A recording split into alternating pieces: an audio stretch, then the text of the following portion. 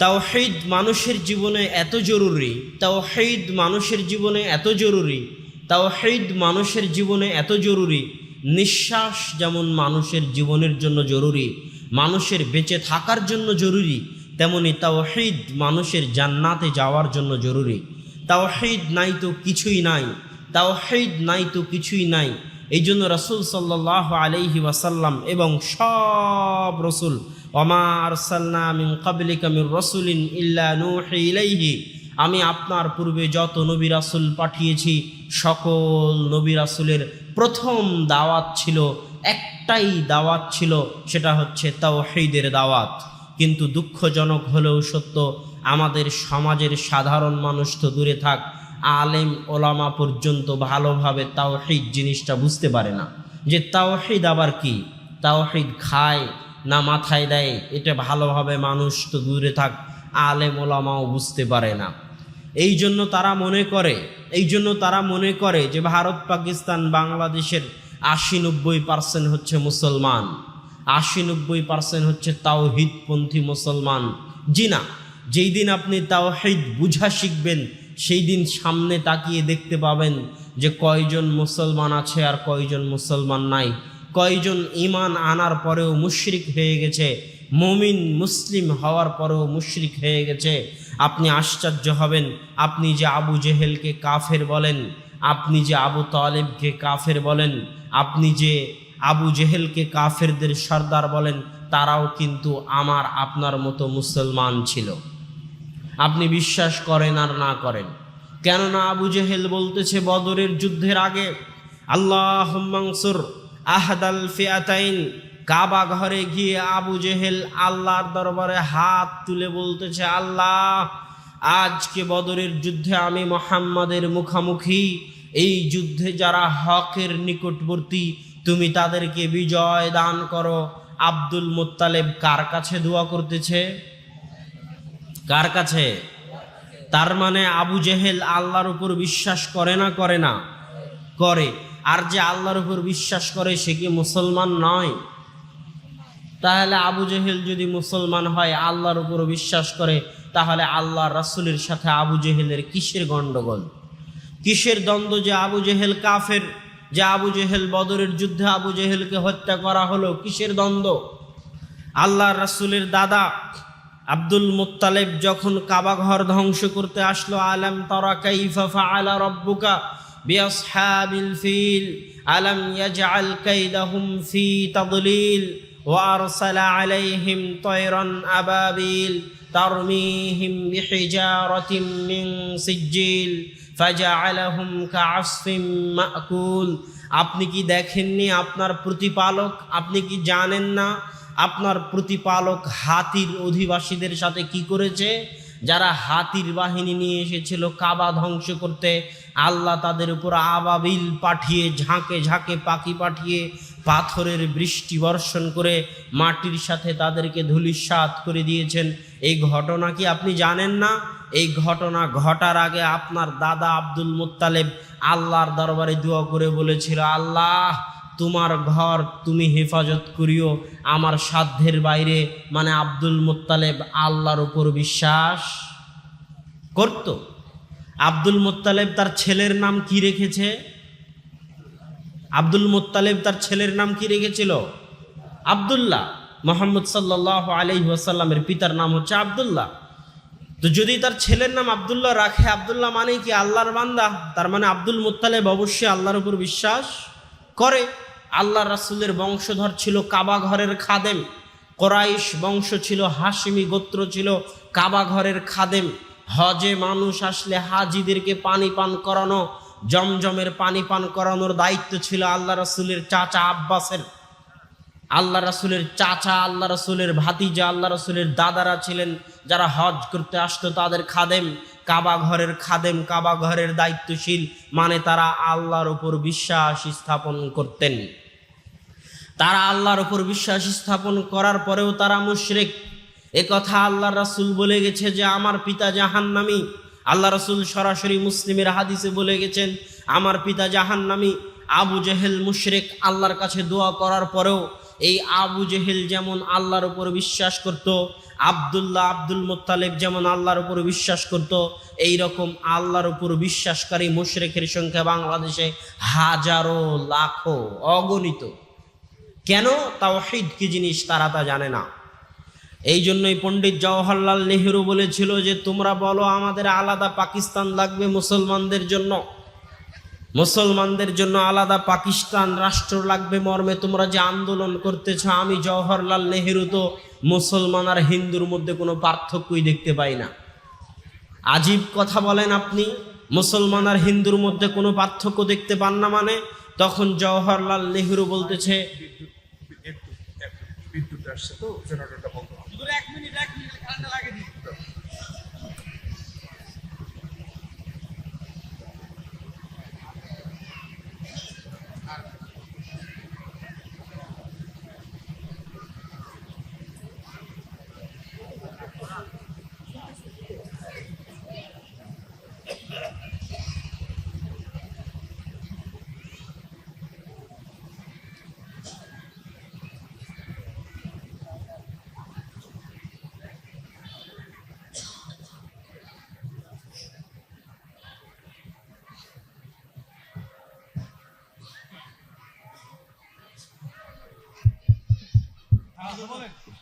জওহরলাল নেহেরু বলতেছে আমি তো ভারতবর্ষের মানুষ, ভারতবর্ষের মুসলমান আর হিন্দুদের মধ্যে আমি কোনো পার্থক্য দেখিনি। কেন, কি পার্থক্য দেখেননি আপনি? আশ্চর্য কথা বলেন। বলে ভারতবর্ষের মুসলমানদের আর হিন্দুদের মধ্যে আমি এতটুকু পার্থক্য দেখেছি যে হিন্দুরা মাটির উপর মূর্তি বানিয়ে পূজা করে আর মুসলমানেরা আজমির শরীফে গিয়ে মাটির নিচে শুয়ে থাকা বাবার পূজা করে। একটা মাটির উপরে আর একটা মাটির নিচে, এতটুকুই পার্থক্য দেখেছি, এর বাইরে আমার চোখে কোনো পার্থক্য পড়েনি। অতএব মুসলমান আর হিন্দুদের আলাদা দেশের প্রয়োজন নাই। এই হচ্ছে এদেশের মানুষের অবস্থা। এদেশের মানুষ তাওহীদ কাকে বলে তা জানে না। মানুষ তো জানে না, আলেম ওলামাও জানে না। আল্লাহ সুবহানাহু ওয়া তাআলা পবিত্র কোরআনে বলছেন আম্মান খালাকাস সামাওয়াতি ওয়াল আরজ, দুনিয়ার মানুষ আসমান জমিনকে সৃষ্টি করেছে। দুনিয়ার মানুষ যে বলবে আল্লাহ সৃষ্টি করেছে এটা আল্লাহ জানেন। আল্লাহ রাসূলকে বলছেন আপনি ইহুদি খ্রিস্টানদের জিজ্ঞেস করুন, ইহুদি খ্রিস্টানদের বলুন আসমান জমিনকে সৃষ্টি করেছে। লা ইয়াকুলুনাল্লাহ, ইহুদি খ্রিস্টানরা বলবে আসমান জমিন আল্লাহ সৃষ্টি করেছেন। আজকেও পৃথিবীতে যত ইহুদি আছে, পৃথিবীতে যত খ্রিস্টান আছে, তাদেরকে জিজ্ঞেস করে দেখেন যে ইহুদি আল্লাহ আসমান জমিনকে সৃষ্টি করেছে, তারা বলবে আল্লাহ সৃষ্টি করেছে। দেখবেন খ্রিস্টান ইহুদিদের নাম হয় ডেভিড।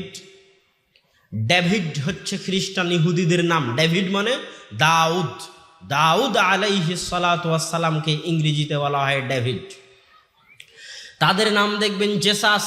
জেসাস মানে ঈসা আলাইহিস সালাতু ওয়াস সালাম। মোসেস মানে মূসা আলাইহিস সালাতু ওয়াস সালাম। এইভাবে তারাও আমাদের যারা নবী তারাও তাদেরকে নবী মনে করে। শুধু শেষ নবী মুহাম্মদ সাল্লাল্লাহু আলাইহি ওয়াসাল্লাম ব্যতীত তারাই বানু ইসরাইল।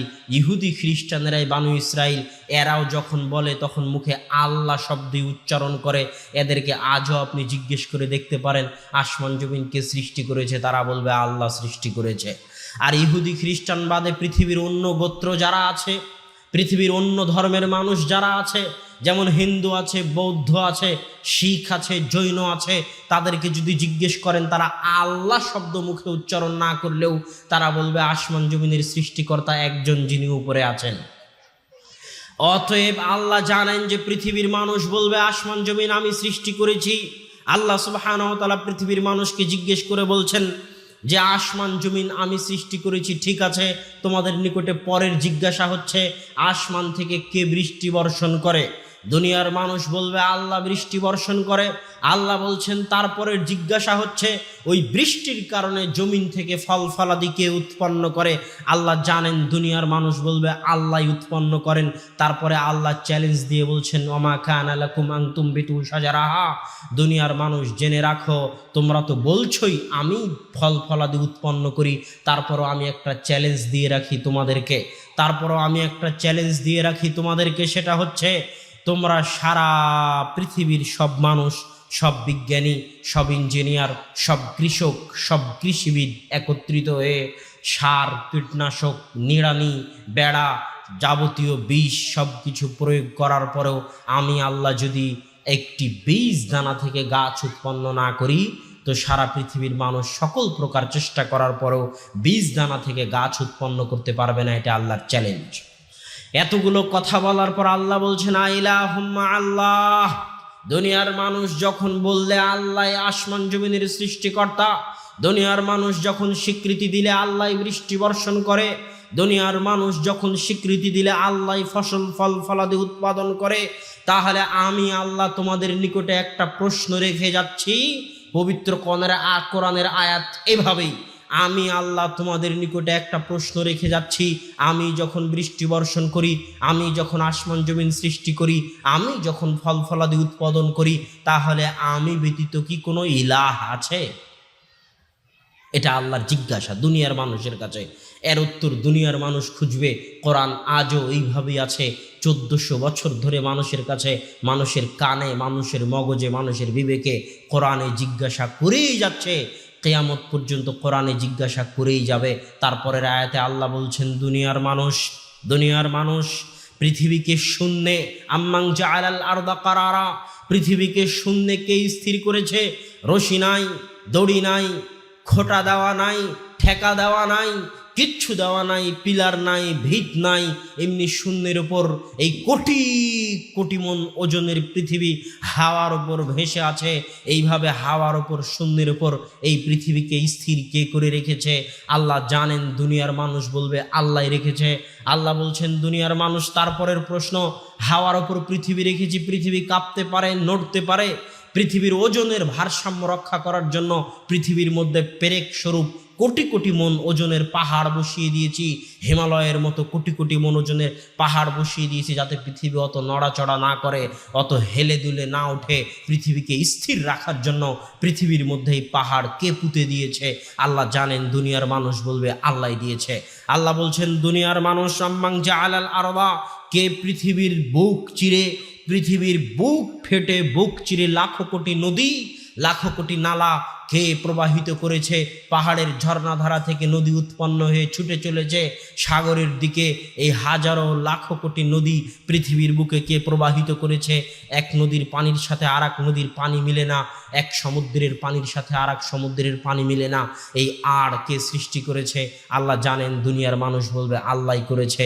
এবার আল্লাহর শেষ জিজ্ঞাসা, দুনিয়ার মানুষ যখন তোমরা স্বীকৃতি দিচ্ছ পৃথিবীকে আমি শূন্যে দাঁড়িয়ে রেখেছি, যখন তোমরা স্বীকৃতি দিচ্ছ পাহাড় আমি স্থাপন করেছি, যখন তোমরা স্বীকৃতি দিচ্ছ নদী নালা আমি প্রবাহিত করেছি, যখন তোমরা স্বীকৃতি দিচ্ছ এক নদীর পানির সাথে আর এক নদীর পানি, এক সমুদ্রের পানির সাথে আর এক সমুদ্রের পানি মিলতে আমি না দিচ্ছি, তখন তোমাদের বিবেকের কাছে আমার একটা প্রশ্ন, আমি ব্যতীত কি কোনো ইলাহ থাকতে পারে? এই পরপর দুই আয়াতে আল্লাহ সুবহানাহু ওয়া তাআলা দুনিয়ার মানুষকে কি বুঝাতে চাইলেন? পরপর দুই আয়াতে আল্লাহ আপনাকে বুঝাতে চাচ্ছেন। কোরআন কিন্তু মুহাম্মদ সাল্লাল্লাহু আলাইহি ওয়াসাল্লামের উপর, শুধু মুহাম্মদ সাল্লাল্লাহু আলাইহি ওয়াসাল্লামের উপর অবতীর্ণ হয়েছে এমন নয়। কোরআন আপনাদের সবার উপর অবতীর্ণ হয়েছে, সবার জন্য এসেছে, সবার কাছে এসেছে, সবার সাথে কথা বলতে এসেছে মাধ্যম মুহাম্মদ সাল্লাল্লাহু আলাইহি ওয়াসাল্লাম। অতএব কোরআনের প্রশ্ন আপনার নিকটেও। আল্লাহ এই দুই আয়াতে, কোরআন এই দুই আয়াতে আপনাকে কি বুঝাতে চাচ্ছে?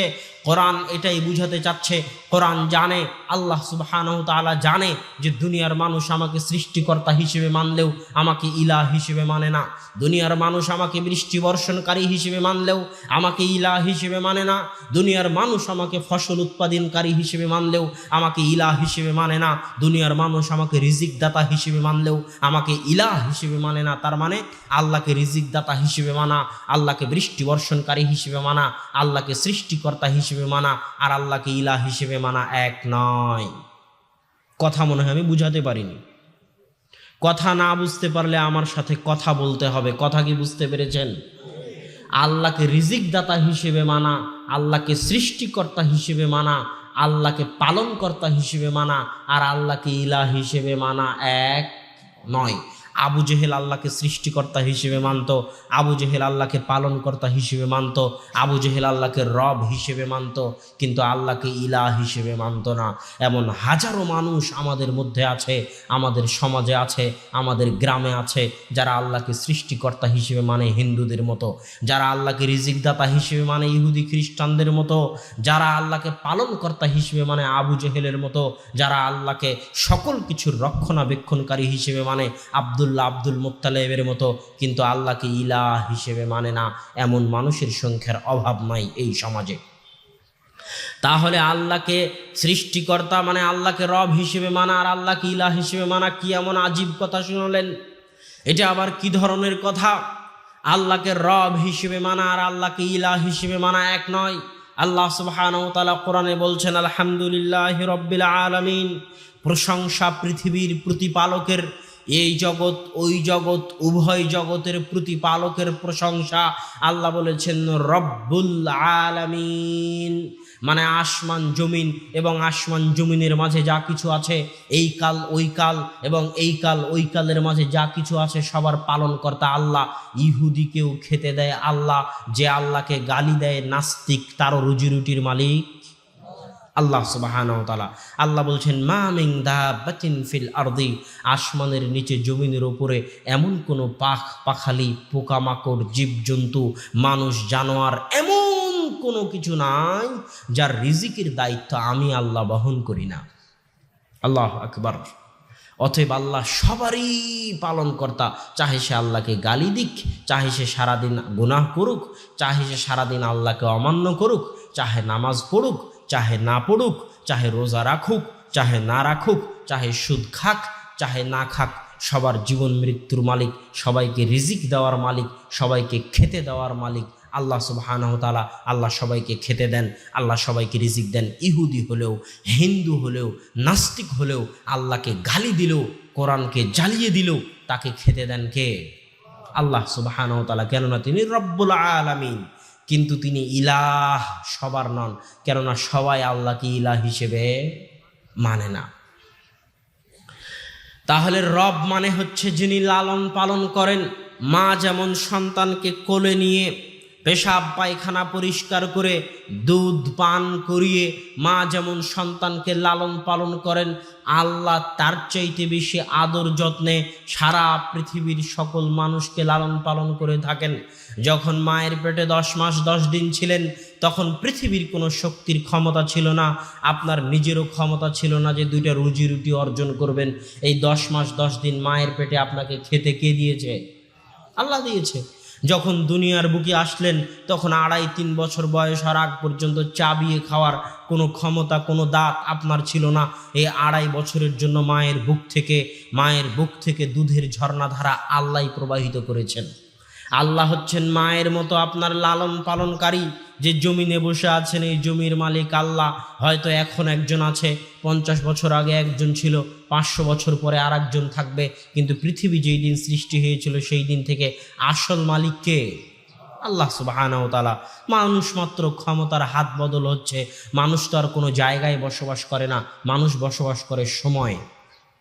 মানুষ যদি জায়গায় বসবাস করতো তাহলে আদম আলাইহিস সালাম এখনো থাকতো, মুহাম্মদ সাল্লাল্লাহু আলাইহি সাল্লাম এখনো থাকতো। মানুষ কোনো জায়গায় থাকে না। আমি যদি বলি আমি রাজশাহীতে থাকি, ভুল হবে। আমি যদি বলি আমি সৌদিতে থাকি, ভুল হবে। আমি আসলে একটা সময়ের মধ্যে বসবাস করি। 1993 সালে জন্ম হয়েছে, যেই দিন মারা যাব, এই 1993 থেকে ওই মারা যাওয়ার সময়টুকু আমার। এই সময়ের মধ্যে আমি চাইলে আপনার দিনাজপুরেও থাকতে পারি, আমি চাইলে লন্ডনেও থাকতে পারি, সেটা কোনো ব্যাপার নয়। আসলে মানুষ বসবাস করে সময়ের মধ্যে। সময় যেই দিন শেষ হয়ে যায়, মানুষের থাকাও সেই দিন শেষ হয়ে যায়। অতএব আমরা আছি একটা সময়ের মধ্যে। এই জায়গার মালিক আল্লাহ সুবহানাহু ওয়া তাআলা। আমরা যে অক্সিজেন নিচ্ছি তার মালিক আল্লাহ সুবহানাহু ওয়া তাআলা। যে রোদের আলোয় আমরা জীবন যাপন করতেছি, একটা গাছকে যদি 1 মাসের জন্য গামলা দিয়ে ঢেকে দেওয়া যায়, রোদ থেকে দূরে রাখা যায়, গাছ মারা যাবে। মানুষকেও যদি রোদের আলো থেকে দূরে রাখা যায়, মানুষও মারা যাবে। পৃথিবীর সকল শক্তির উৎস